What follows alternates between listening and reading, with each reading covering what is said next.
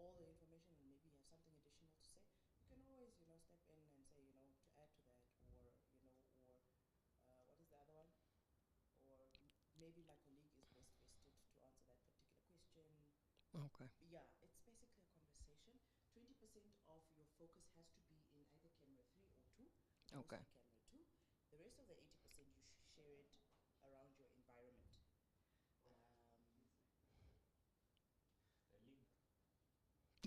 Philemon wants the link.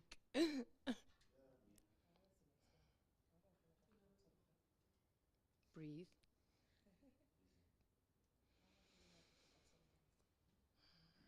There goes the link.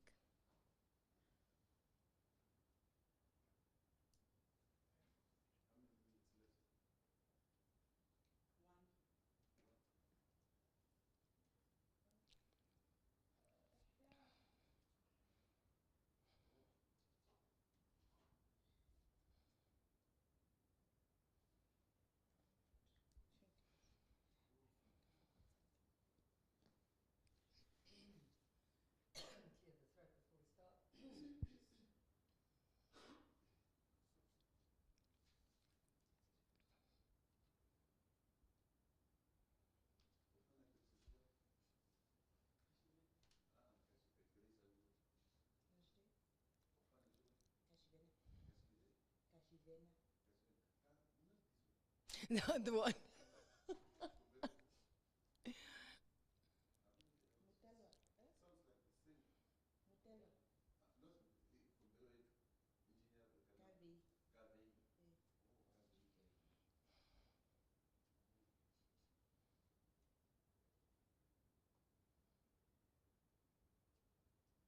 You're very faint. You are very faint.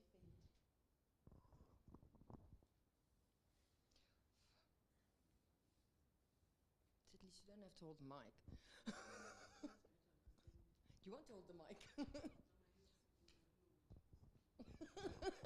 Sorry. Gracie, are you breathing?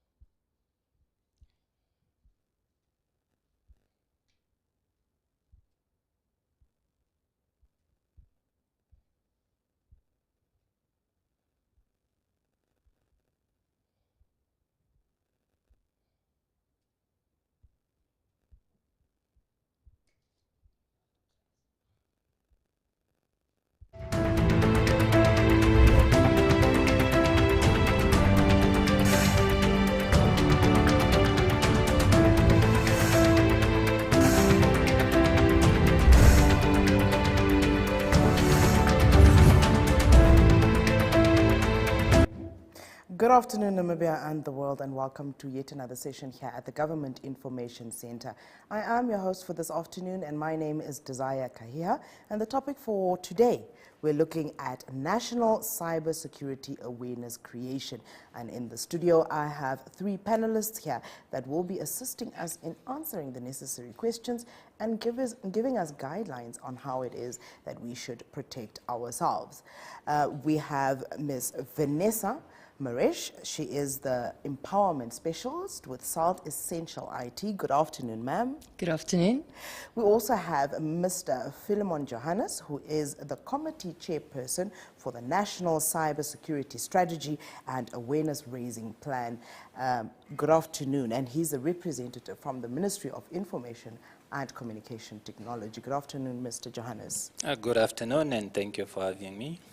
We also have Ms. Grace Kashivena, and she is an Empowerment Specialist Support. And She is also from Salt Essential IT. Good afternoon, Ms. Kashivena. Good afternoon. Thank you so much for having me. National Cyber Security Strategy and Awareness Raising Plan aims to safeguard the national critical information infrastructure, educate and create awareness while continuously improving the safety of vulnerable groups in the cyberspace. But before we get to the nitty-gritties of that, we would like to hear from Ms. Maresh basically what is cybercrime and cybersecurity. Can you please define these for us? Of course. Cybercrime is any criminal activity that occurs in cyberspace. So basically in the digital world, where we have our day-to-day common crimes being committed in the physical world. They are known to us. We're aware of them. Cyber crimes are a little bit more obscure because internet usage is a bit more recent than the age-old other crimes. So that's basically cybercrime, crimes committed on the internet or in cyberspace. Cybersecurity is basically defense mechanisms against those crimes. So it's things like software and hardware, protecting our devices, our identities, our data, our computers.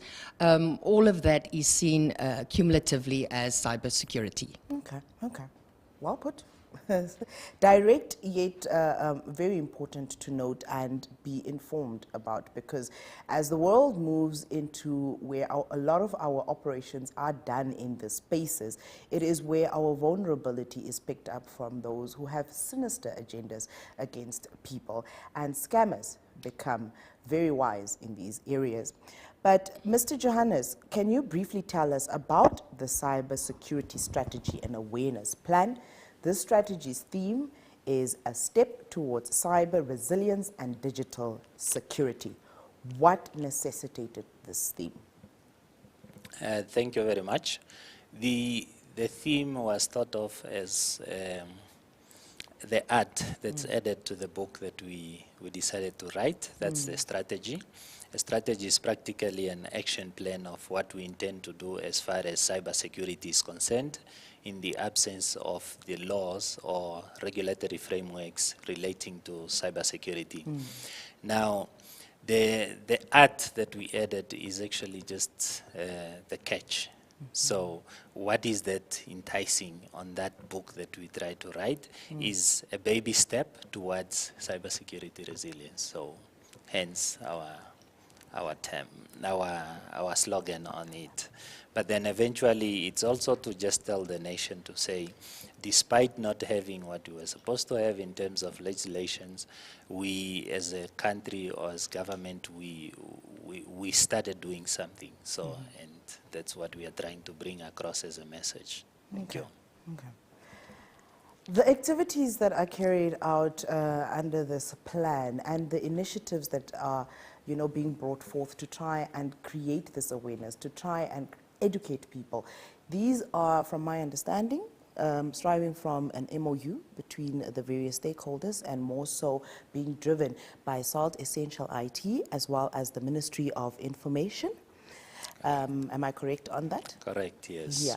And with that, we would like to hear, just a general overview or, a word from the Deputy Minister in the Ministry of Information and Communication Technology, that is Honorable Emma Theophilus, and what she had to say.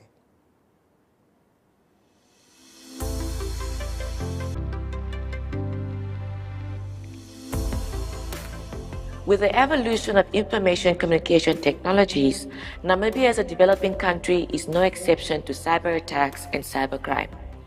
The growing cyber attacks jeopardize the purpose of digital participation and connectivity, as well as the integrity of Namibia's critical infrastructure. The Namibian government seeks to build a cyber-resilient nation. Hence, in line with cabinet endorsement, the Ministry of Information Communication Technology developed the National Cybersecurity Strategy and Awareness Raising Plan.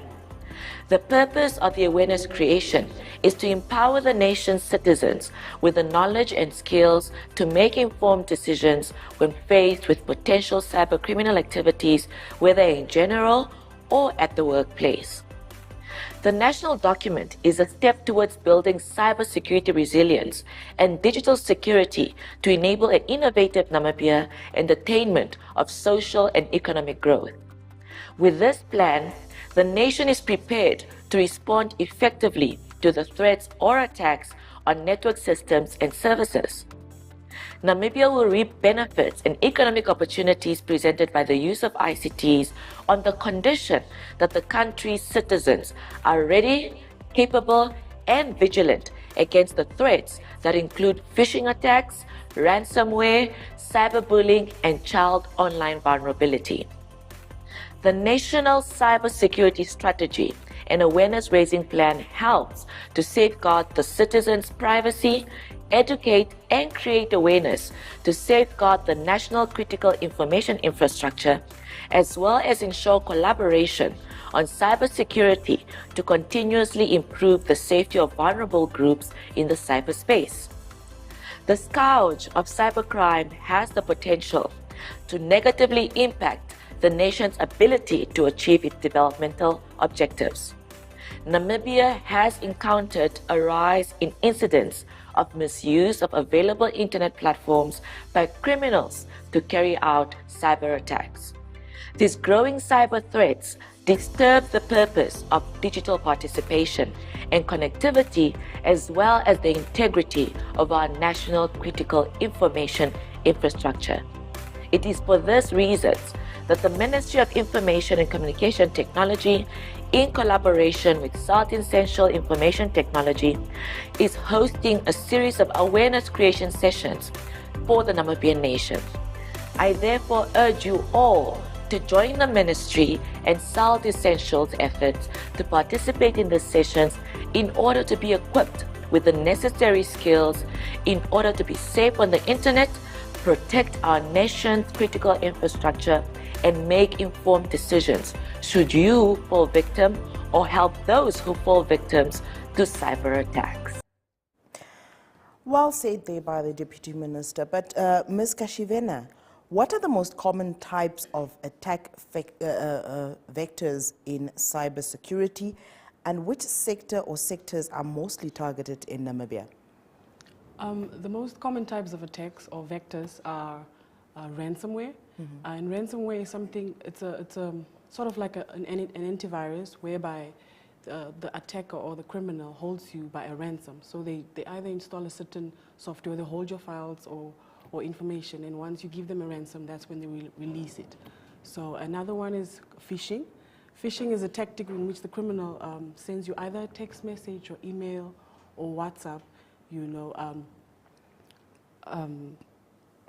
Vanessa, if you can just add on that. Yes, like you said, phishing is probably ranked the highest, or it's the most popular method of attack, because it comes to us in forms that we know, in forms like emails and SMSs and those things.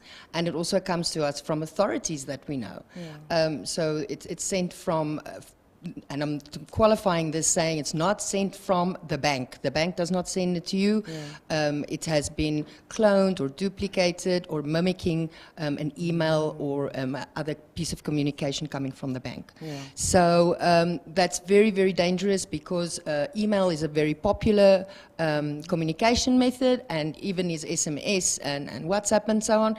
So it's coming in at us, and it's very difficult if you don't know what to look out for to determine, is this a real message or not. You get a lot of them. I always tell people that we can go into definitions and study what is a virus, what is a Trojan, what is a worm. But for us normal people living normal lives, it's not as important to understand or be able to explain all of the different types of attacks and threats. It's more important for us to know how to respond to them and to understand what the warning signals are, so that we can react appropriately and not jeopardize our own or our family or even our businesses' security. So yes, we can list here for you. Virus, I think, is probably one of the better known ones. It's because viruses are almost probably 20 years old now. So that's the same as you get a virus in your body. If your computer picks up a virus, it gets sick. It's a disease, and it can even kill you. So it can destroy your computer or your laptop. I think one of the most critical ones that we should be aware of, one of the most dangerous ones, is focusing around your identity. Because if we allow attackers to commit crimes like identity theft or fraud, it really starts to touch us personally, and it can cause a lot of harm to our family and our co-workers and our friends. Very true. You want to add something, Ms. Just to Kashimela? add to the second part of your question, who are the most targeted? Sadly, the most targeted are the SMB, usually because they don't have enough funds or they're not prepared. They're not prepared enough for this type of attack. So those are the most attacked. Yeah. Okay. Maybe just to also add, Yes. other targets include where the value for the efforts are. That would be the banks, would be the wealthier people, will be the people of interest, be it government officials, be it a certain individual that holds critical information that would either give business or perhaps get the identity and be able to perform some transactions for the gain of the specific hacker. So those are the most targeted. Yeah, and no one is immune as well.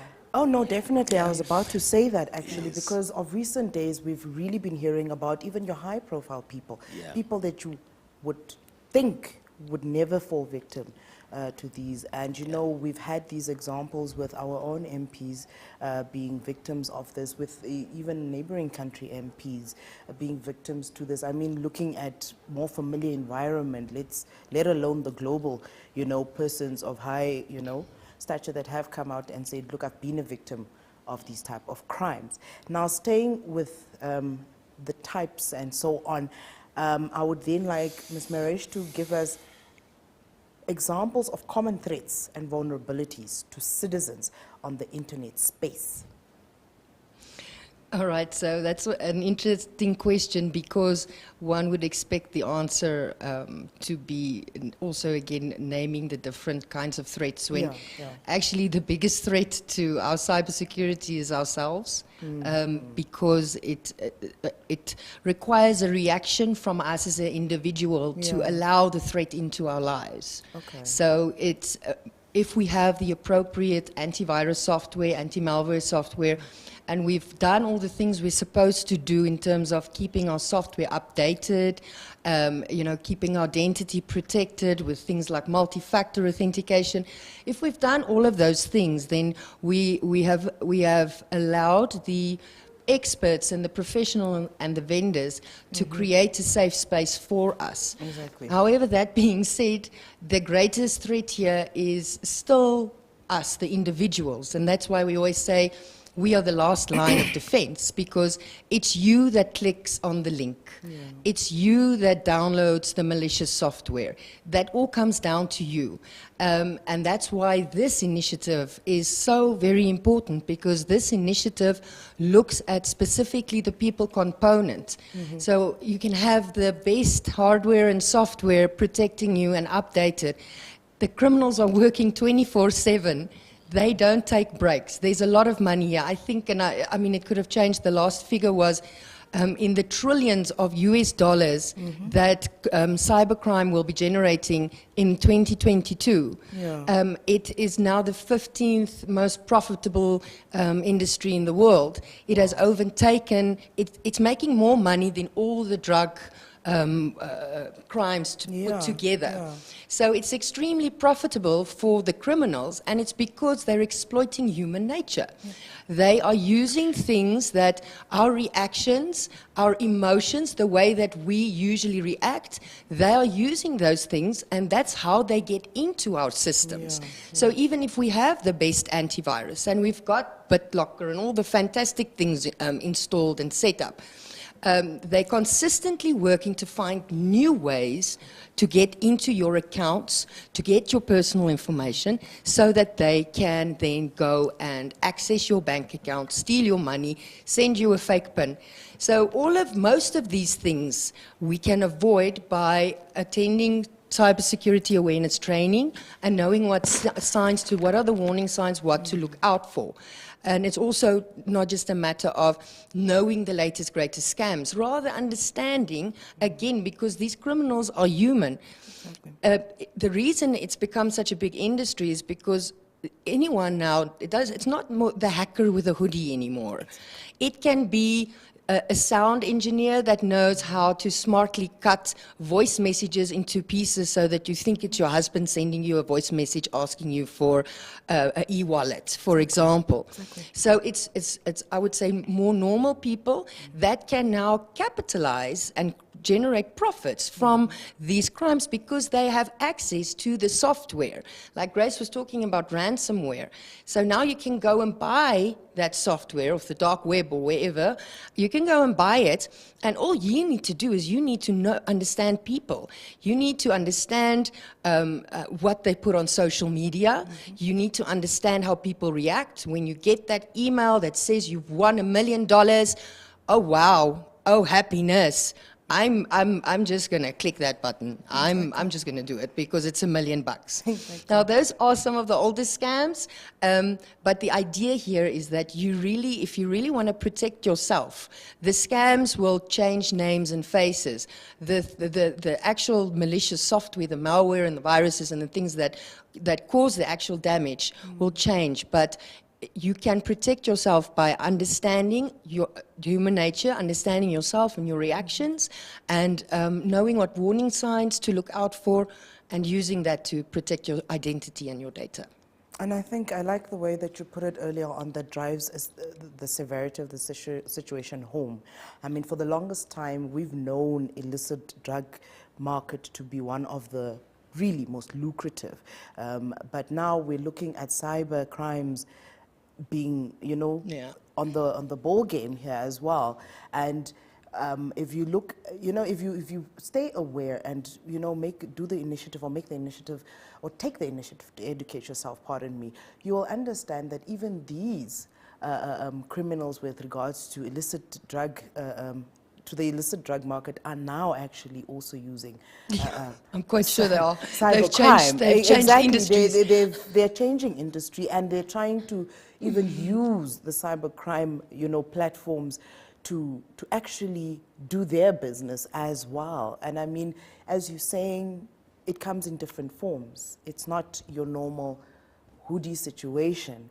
You have things where you've got deep fakes coming up, and they're being created by your 16-year-old sitting with a laptop somewhere in their dark bedroom while their mother is making food downstairs. It's quite scary, and I like the fact that you also said it's a human factor. These people are humans, so they're tapping into that human factor of yours. I have a question though, and this is a concern. Through research, various readings and so on, cookies are a concern. Cookies are concerned because they have been identified as some of the ways through which, these scammers can get to a person. Now, how do I then identify which ones are safe? Because I've also come to realize that a lot of websites are using cookies. I don't know whether it's for financial what do you call it? It's buffering. Yeah, it's for marketing, and also for the end user experience, so that it remembers your credentials, so that who you are. You don't have to go and put it in every time, and then that information can also be used for marketing purposes. So to position adverts based on your preferences, so that obviously the advertising agency is not a criminal agency, but they do also use that information for marketing purposes. But then how do I protect myself? Because it seems like almost every website that you go through, it's using cookies. You have to accept this, or you can't access the information. But it seems to leave you vulnerable in a way. How do I identify as a person, how do I then protect myself with every cookie that I accept? Yes, thank you. If I may, with cookies, they are safe if you accept them for that session. Okay. And also, ethically, the hosts of websites or the providers of certain services on the internet, they enable them so they also learn your browsing behaviors, what you like. If you are a farmer, for example, anything related to farming, next time you come, it will just pop up and say, Kenya new hydroponic, for example, technology, and then they know you are a farmer. You always browse about farming, but then to be safe from the ethical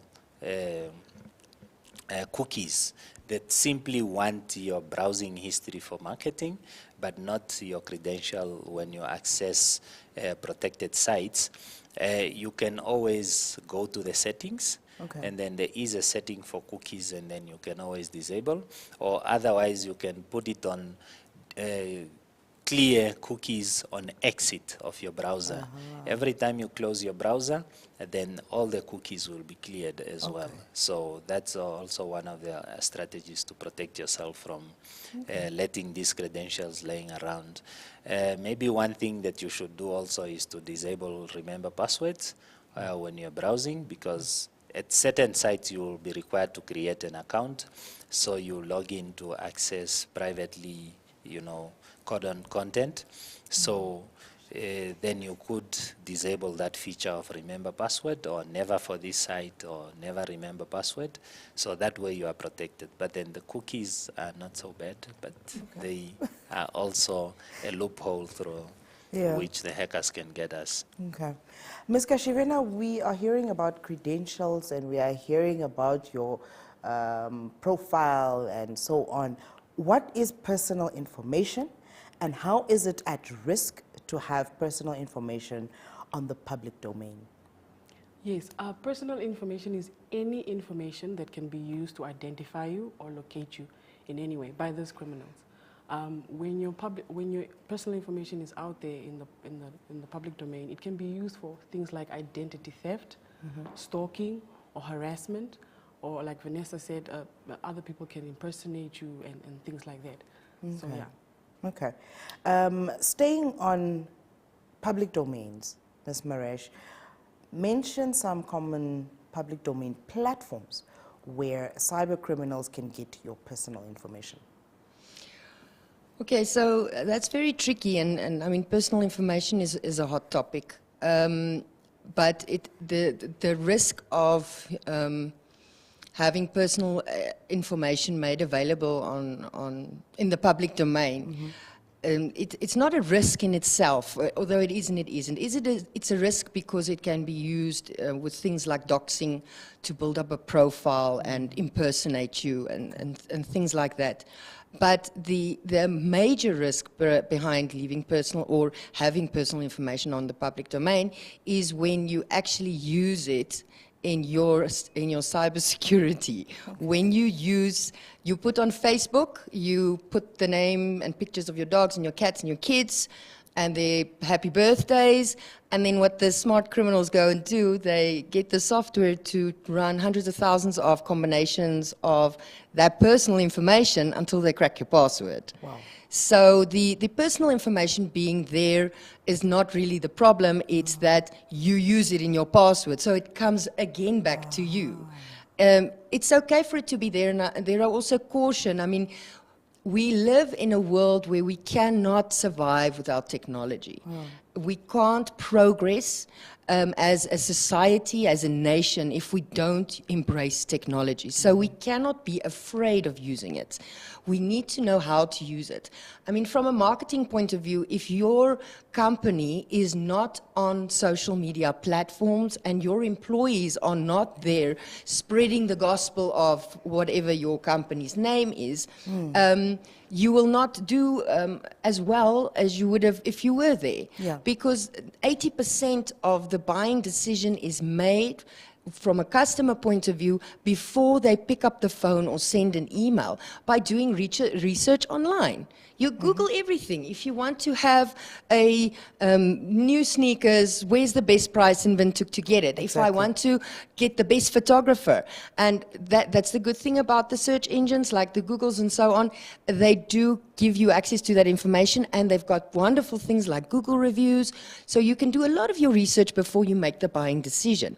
But, you know, it comes to a point where we have to then make sure that it's used for the good and not for the bad.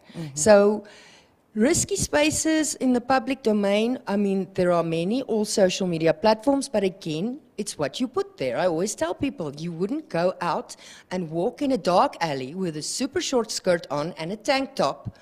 Why would you go flashing your privates on social media? Exactly. It's the same thing. Yeah. So we must just be aware of how it's used.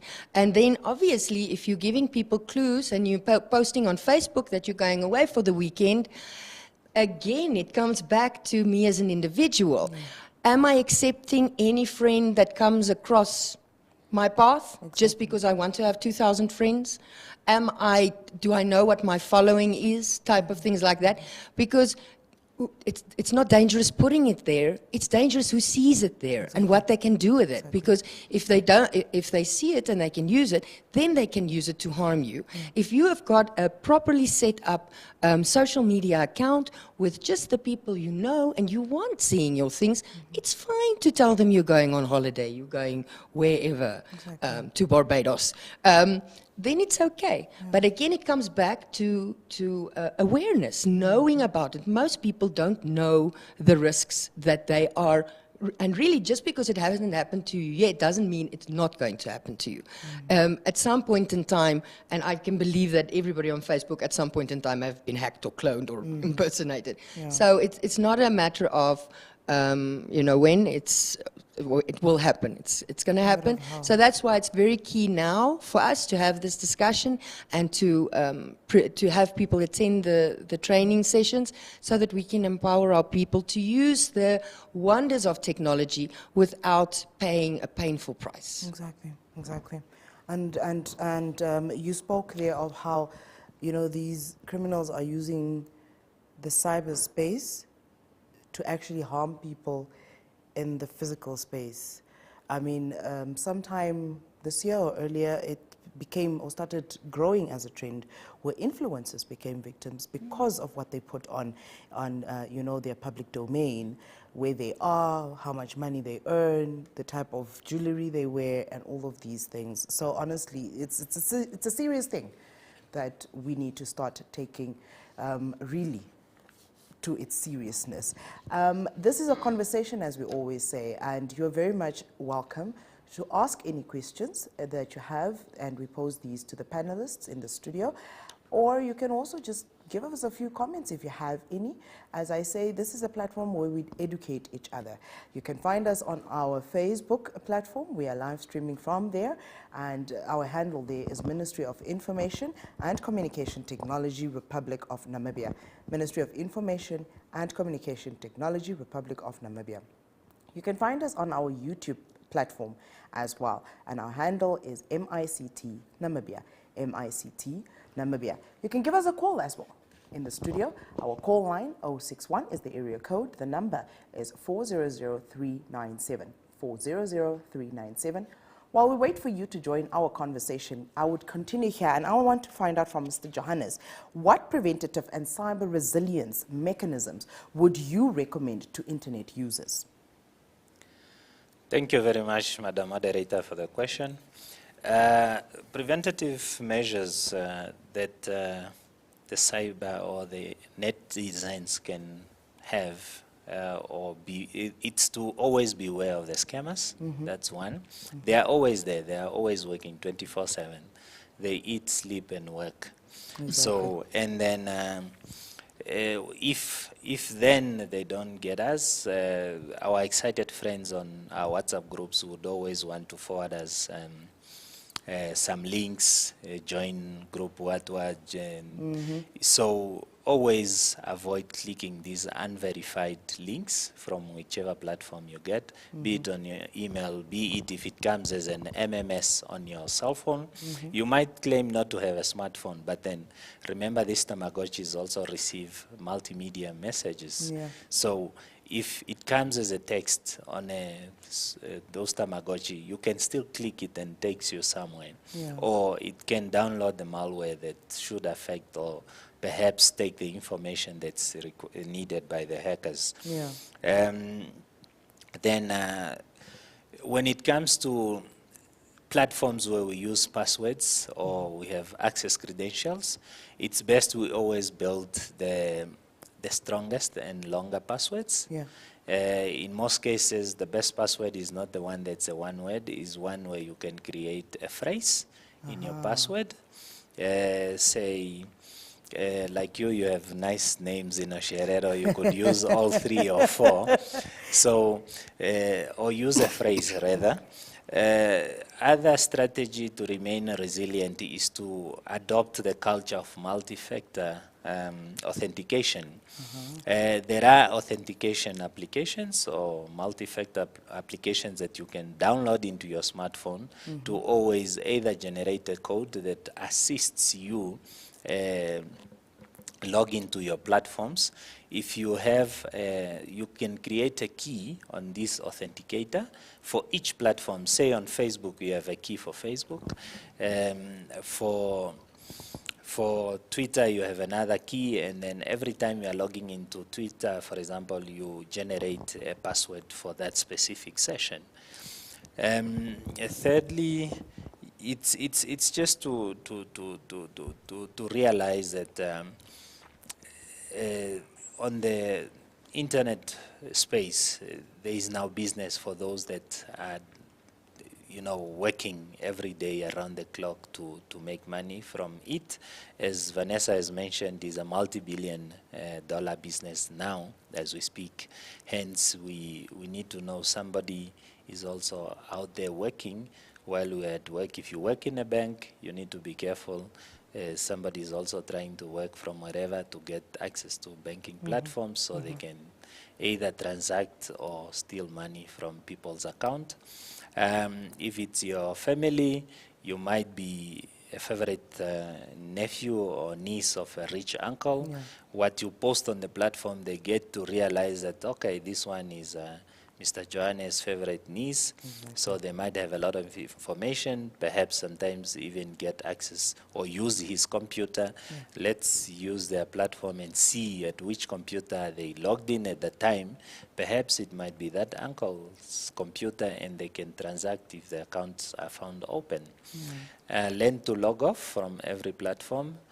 We are very lazy to remember passwords or to every time try to log into your platforms, be it at work. Just put it on automatic. When I come, I don't have to enter my password again. But yes, but let's adopt that strategy of saying, when I leave my computer, I log off from the computer, from the email platform, from the financial system I work with, from anything that gives access to, any information or transacting platforms. Okay. Thank you. Okay. As we said, you can ask your questions, you can give us your comments on our social media platforms. I think when it comes to the Government Information Center, it is one of those platforms that honestly allows us to put the information out there to educate the public, but at the same time, receive information that could just as well assist those panelists that are busy with these different sectors to actually know what is the reality, what are some of the things that are being experienced by us on the ground, so that they can add to whatever plans that they have to try and, improve on different mechanisms, as well as also their educative booklets and plans and so on. And remember, you can call us in the studio. Our call line is 061, that's the area code. The number is 400397. Ms. Kashivena, what advice can you give to the general public as tips to remain resilient while on the internet? Firstly, I would like to say always be alert. Always, always be alert.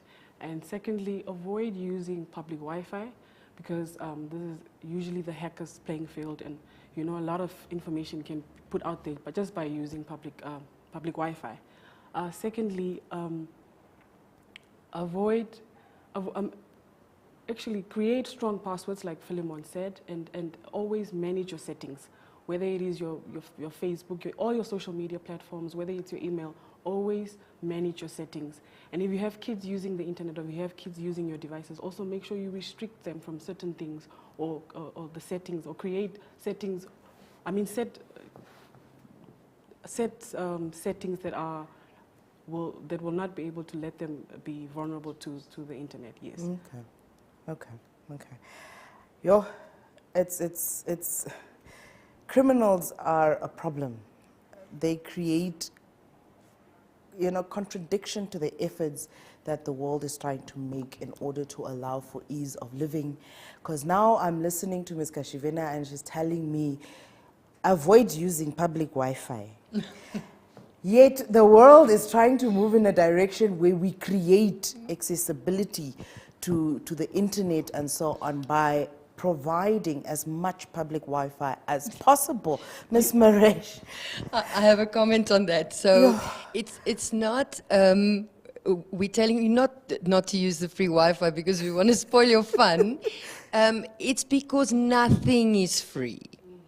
There are strings attached to everything that's free. So true. The free mailbox that you have is being used because we can get access. We tick the I agree button, the terms and conditions. We said, it's okay, you can take my email and pull out of it things that we can use for marketing purposes. It's okay, you can sell my email address for money because we didn't read the T's and C's. So the freeness, and everybody loves something free, but nothing is free. Everybody needs to make a living. Exactly. So the social media platforms, the YouTube and so on, there's also not free because they advertise, and your likes and your preferences based on what the web videos you watch, that's how they position advertising messages because they've got to make money. Exactly. And they are transparent about it. They tell you when you accept the T's and C's. We don't read the T's and C's. Again, it comes back to yourself. Exactly. So there is no such thing as a free lunch. We're not saying don't use the internet. We're just saying don't use the free Wi-Fi. You can use the internet, pay with the data, and then you can use the internet. But the free Wi-Fi is risky because there can be malicious characters between points, and they can get access to information that they can then use. So the freeness, whenever it's free, a while ago there was this free face app. And everybody was posting pictures on Facebook with all these funny facial things. And why did that app want access to your contacts? Yeah, why did the app want access to your... Ask yourself, these are the questions when Grace, I think, said be vigilant. These are the things we must be vigilant about. Zero trust, assume the worst, and there is no such thing as free. Well, add. Yes, Mr. Johannes. You realize that the hackers or the criminals on the cyberspace, they also know where there is free water to drink. So practically, that's the place to catch the praise. So they will go to those free Wi-Fis and they will get your data from those free Wi-Fis. Because remember, wealth has been on the oil, on the natural resources, the minerals. But in the future we are heading to now, the wealth or the new oil will be data. Exactly. Because every other service provider, cloud service provider, they want your data. There is no way you will subscribe to these platforms without providing any data. Now, what they do with that data is to actually to make money. Because imagine Google gives you the whole 15 gig for free. How do you think they are going to pay for the space times the billions of this whole world? Because everybody has the free space, plus those that pay a little bit to add to make it 200 gigs. So that data is what is generating their money. Exactly. So, just lastly, if it is too good to be true, then it probably is. That's a good one. Honestly. And also, please, can they make the T's and C's a font size bigger? I think that is also one of the things that really puts a person off to read these things. You know, it is very true that, you know, the quickest way you can kill somebody is by putting it in writing. Because human eyes, especially of late, we're very lazy to read. But this is how we end up selling ourselves, if I can call it that, by not reading. As you're saying, they are very open about it. They put it in their agreements, but we just don't want to read it. I think that's the best way I can put it right now. Yeah, because sure. you've got the option to read it. You Yeah. just don't want to read it. And you've got the option to refuse Uh-huh, to the exactly. terms and conditions, Exactly. because it's not take it or leave it. You can say yes to it, and you can as well say no to it. Then if you say no, then they don't provide you the service, because what they need from you is the data and the freedom to use your data for other purposes at no cost to you, but obviously to a benefit that's them. only known to them. Exactly. Yes. The awareness plan is an initiative where various stakeholders, I believe, are, you know, tapping into to try and ensure that we educate our public with regards to the various factors when it comes to cybersecurity and cybercrime. Now, we would like to just hear an overview from Salt Essential IT. Here's what they had to say.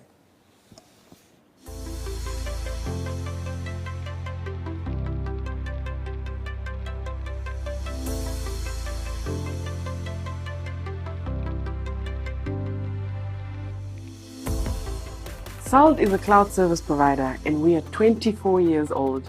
We sell and support technology, but our focus is people. We've moved over 250,000 people into the cloud over the last 2 years, enabling our customers to continue with their business operations during the lockdowns. Our customers are able to safely and productively work in the cloud because they have the systems and tools and trainings to ensure that their identities and data is not at risk. SALT is partnering with MICT in an effort to make the Namibian people aware and to arm them with the information they need to protect themselves. SALT is committed to invest in preparing the Namibian people to protect themselves and their families against cybercrime. MICT and SALT will be hosting virtual training sessions over a period of 8 weeks.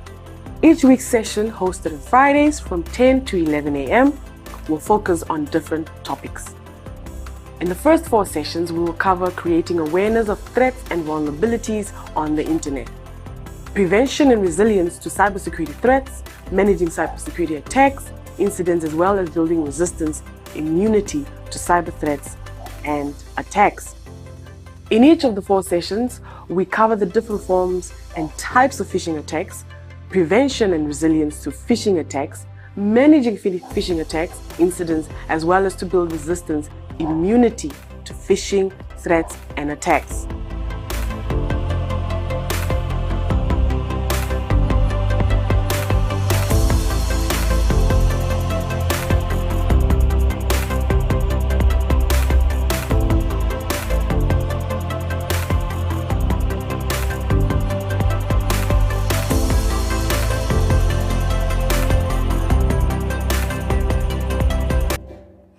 Mr. Johannes, at this point we would like to hear from you. What is the purpose and the objectives? Can you just highlight that to us for the collaboration between MICT and SALT Essential IT? Thank you very much, Desire. The collaboration between MICT and SALT Essential IT speaks to 2 pillars in the strategy. That's pillar 2, pillar 3. Pillar 3, which is awareness raising, and then pillar 4, which is national and international collaboration on cybersecurity.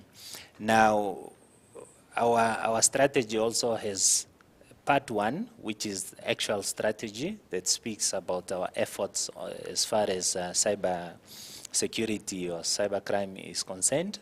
And then the second part is, as much as we said we need the laws, we need the infrastructure, we need to identify who does what, we also need to inform the people, the nation. So that's the second part of the audience, which is aimed at creating awareness through engagements, educations, and promoting cyber hygiene amongst the citizens. The citizens now are in groups.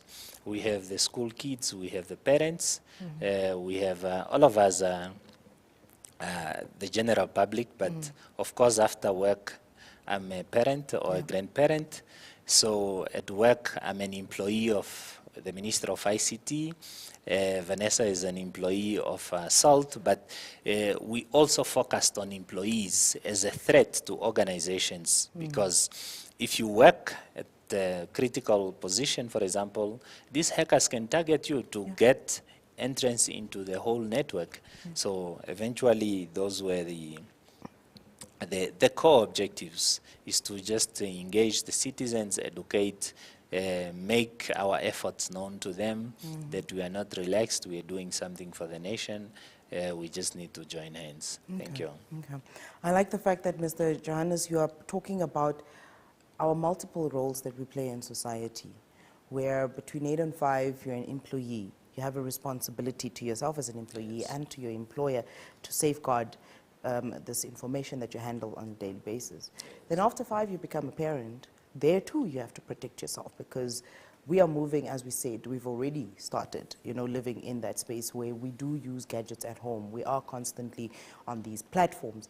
And with that, Ms. Kaushivena, I then want us to look at cybersecurity. Can you please state or point out what the public needs to be vigilant about whilst online, whether at home or in the public domain?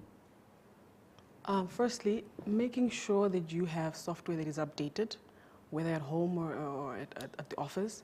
And if you're not sure if it's updated or not, just always consult your IT department or somebody that is more aware of software updates or antivirus updates. Okay. Secondly, don't fall for free antivirus.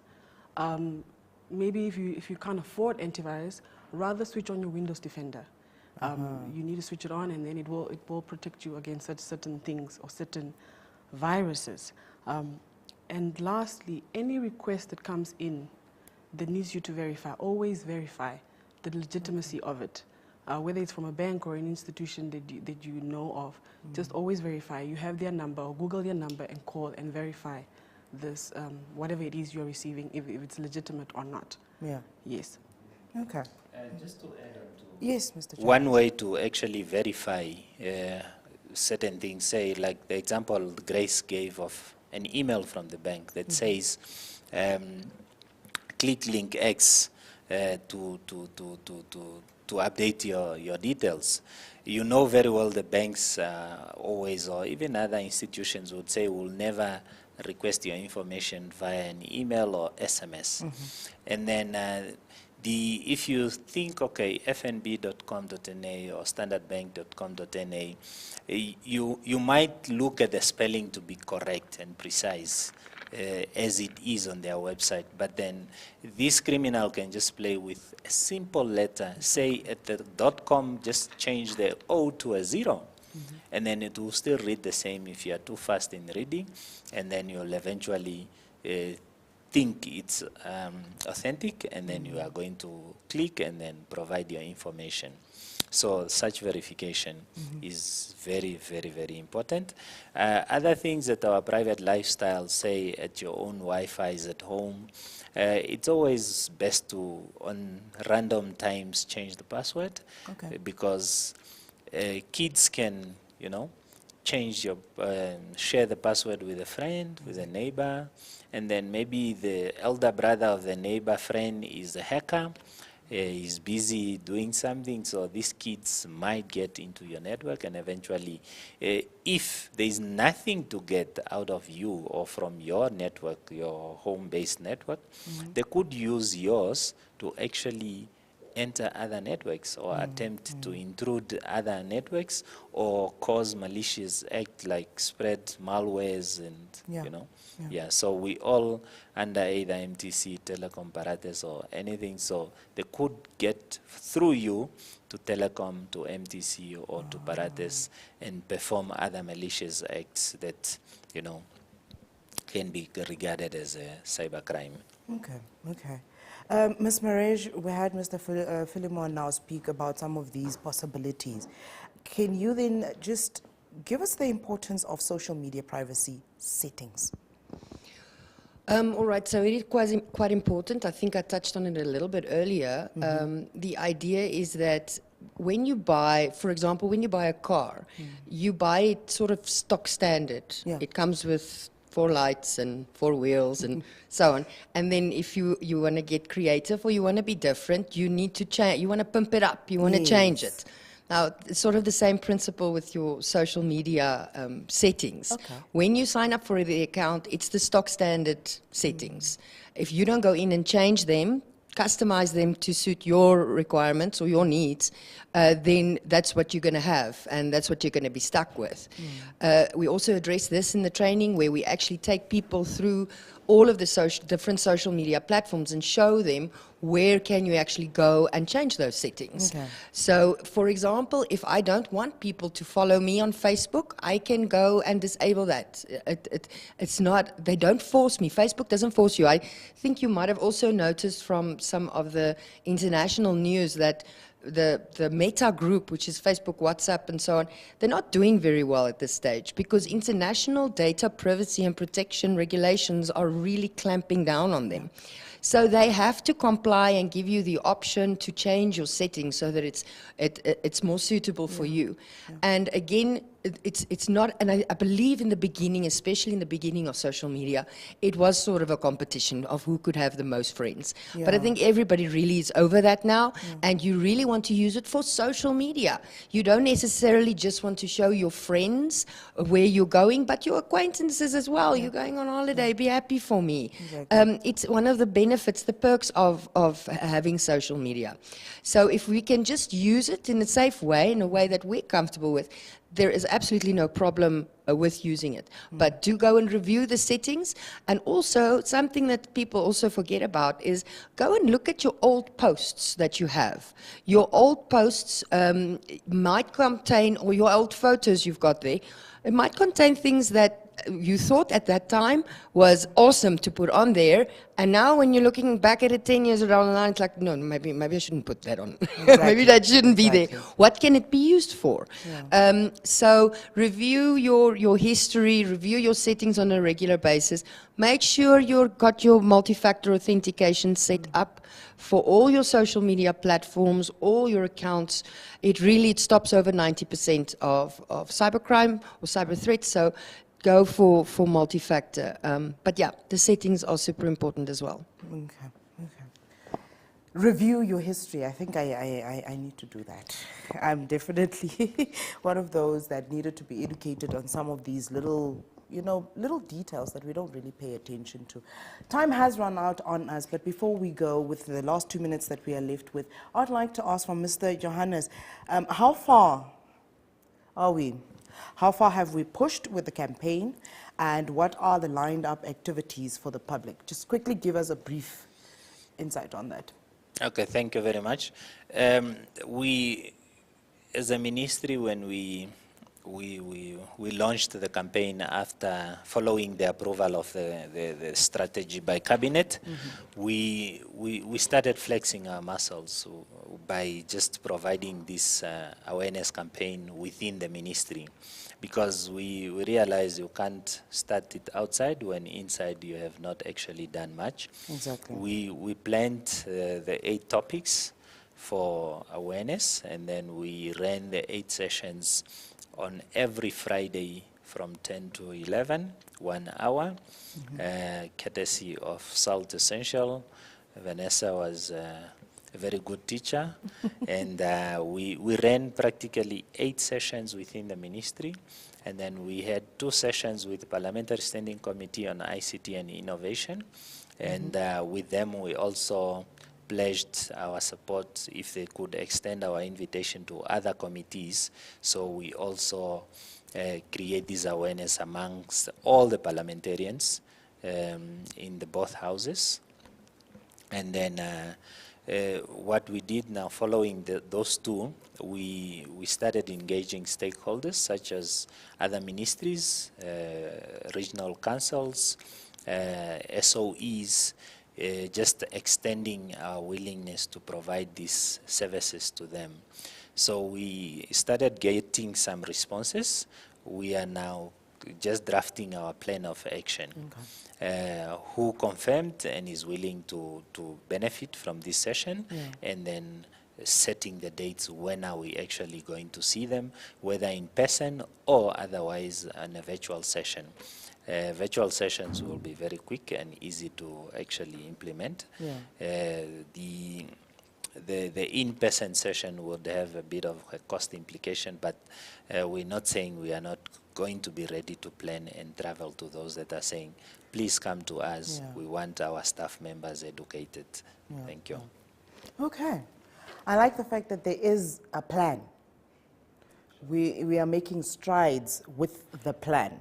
So thank you very much for your efforts as key stakeholders within the ICT environment.